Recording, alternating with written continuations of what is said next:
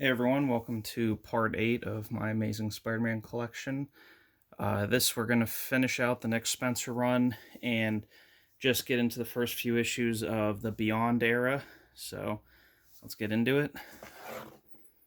It's a 2020 variant of Doc Ock. I actually really like the design.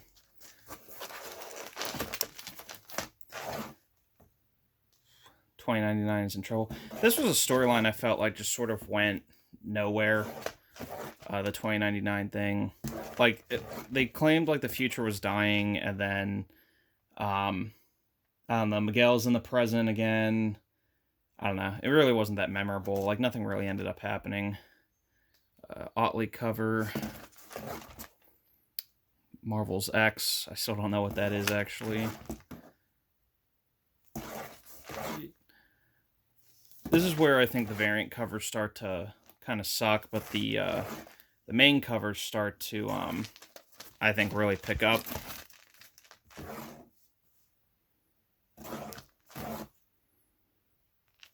Again, like I think Ryan Otley should have been on the book way longer than he was. And then he comes back to do like a couple covers, and he was on it for what, 6-7 issues, something like that. I think he should have done like the first 2 years of Spider-Man.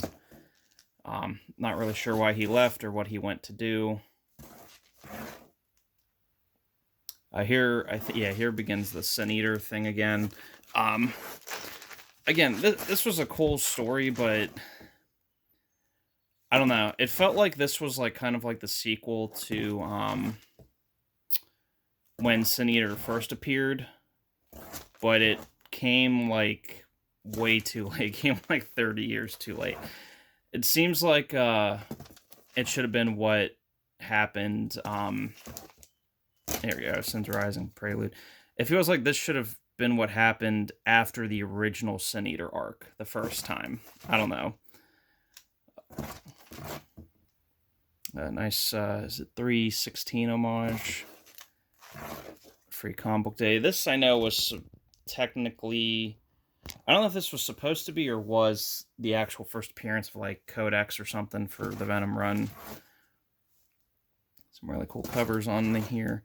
Again, I did like this story. It felt way too late in the day to have happened. I'm gonna bust the corner on that one. Oh, and this one, what the heck? Somebody's got some banged up corners. That's great. It ruined this book. Sorry not to be I don't know what happened here. Really cool cover.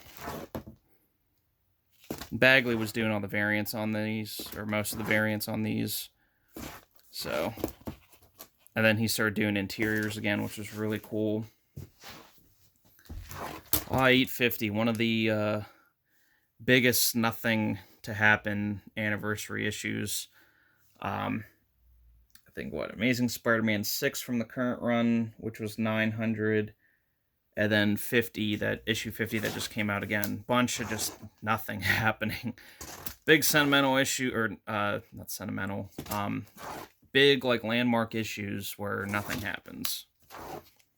Cool covers though.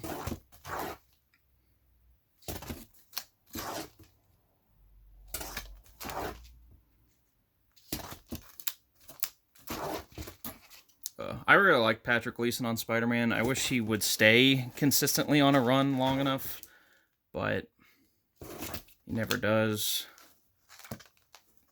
Oh man, I have 5 total of the blanks. I don't remember getting that many. But this is a couple years old, so maybe.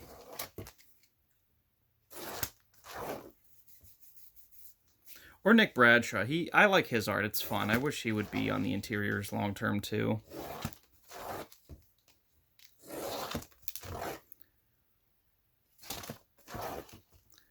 And then this was criminal. They did 850 and then a 50th issue. So like one was, I think, what was this, $9.99?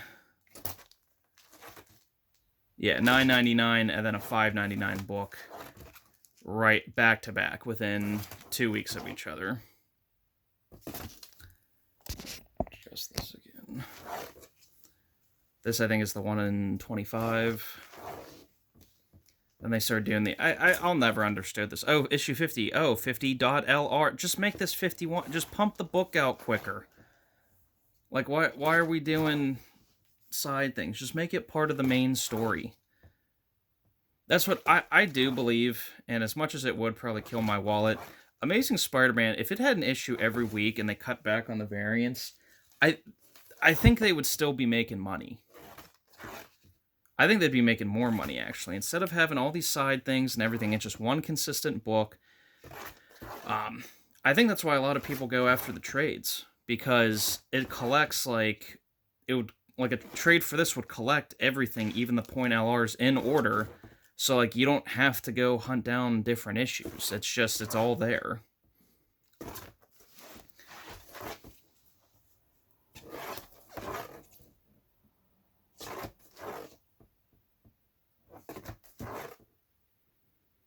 Nullified. Is this... I think this is either an alternate suit in the Spider-Man 2 game for Peter or Miles. It's one of the two. One of them has a nullified suit. That's really cool. They have all the masks on. Bagley cover.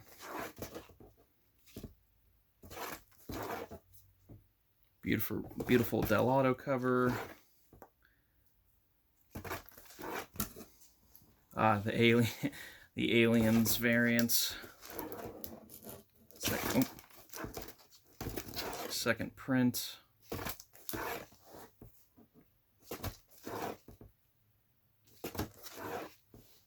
So this is where I think the main covers and the variant covers were equally cool looking. Second printing.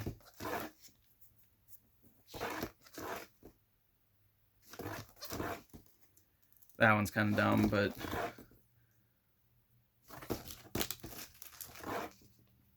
Oh, the new suit. I remember seeing ads for this. Let's see. I think... Okay, so... Or that's the second print. One of these should have a better... Okay, so looking at this, I know a lot of people hated this. So, I didn't hate it. I just felt it was the wrong colors. So, if they changed... I think if they just they kept the blue where it's at. If they made this, because it like is like shades of gray and different, make that all white, and make the spider, get rid of some of all these lines that are going everywhere, and make the spider red. I think it would have been a really cool costume. Then it's white, blue, and red, but it's not like the game version. It's, you know, some of the colors are mixed around, and it's a different design. I think that would have looked cool. Because I really like the web shooters on this. It had 3 different barrels for him to, like, select to. It was a little more armored. It had video streaming capabilities, like, you know, to record crimes and stuff. Like, it wasn't bad. It's just, the orange kills it. If the orange was red, I think it would have been cooler. Or if, like, the blue was black and the orange was red. You know, red, black, and white. Something a little bit more... I don't know, cool looking, tactical, I guess. So like I don't know. Make the orange red. Get rid of these different shades here. Just make it all white. I don't know. What do you guys think? I think that would have looked cool. Heroes Reborn variant. Still don't know what they did with that. I know the 90s story they did, but I don't know about the, like, 2021 version they did, or 2, whatever year that was.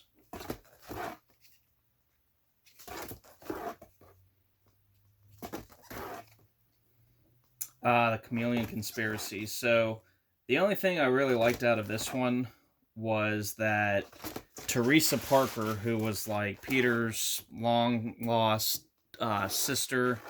that was also Richard and Mary Parker's daughter, is revealed to be like part of the Chameleon group or crew or whatever. Like she doesn't know, but she like removes her face and it's a chameleon mask underneath. So there is no like Teresa Parker isn't real, which I like because he's a single child or an only child. Let him stay that way. We don't need him having siblings. So I'm glad Nick Spencer did correct a lot of things. You know, he put Peter and MJ back together. He got rid of Teresa Parker.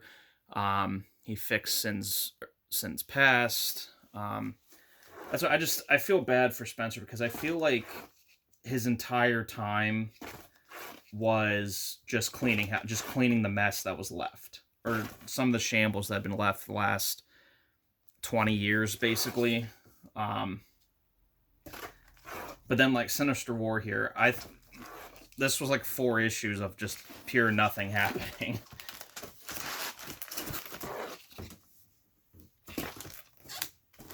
And the big... I was so convinced that this was going to be a key book, or something big was going to happen here, that I got like every variant in the Virgin cover, and it's practically worthless. Marco Cicchetto art, or Cicchetto, I'm not sure.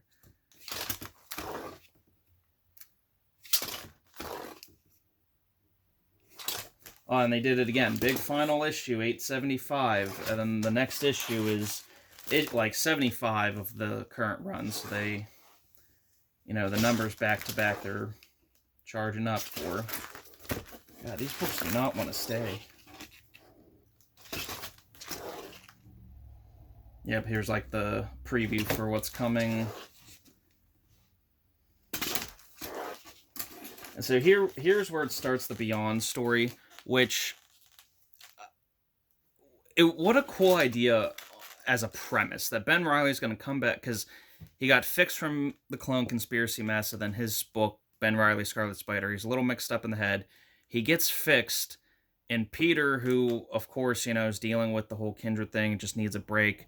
Here comes Ben in to take over Spider-Man and just, you know, just not fill in, but like, he's got a corporation behind him called the Beyond Corporation, even though the boss is, you know, typical short-haired, pink-haired, I'm a strong, independent woman, I know what I'm doing, I can run Spider-Man, delusional bitch. But it was such a cool idea, and I know a lot of people hated Ben Reilly's suit in this. I like it. I think the spider should be more centered, but I really liked it. And I liked, you know, he's got Kevlar, radioactive padding, web shooters, extra cartridges, all kinds of stuff. Like communicators with, you know, people in chairs to help them.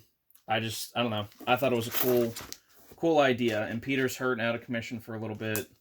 And like the accent they do to get him out of commission, really, like, I thought it was going to be something dumb. It really wasn't that bad. He fought someone who was radioactive. He's going to survive because he has radioactivity in his blood, but he's still, you know what I mean? Like, he's still out for the count for a little bit. It started off with Patrick Gleason doing the art, which was really cool. And, like, he was taking on Kraven and all kinds of stuff. But then, like, there's a whole thing with, like, Morbius and Misty Knight and, who's the other chick? Colleen or something. And I was like, why are they in a Spider-Man book? Why isn't it just Ben Reilly being Spider-Man and finding out the corporation that backing him is just evil, and then Peter coming back and they fight it together, and Ben just being fixed? Like, why couldn't it have ended that way? Okay, that's box 8 of my books. 2 more to go. I'll catch you in the next video.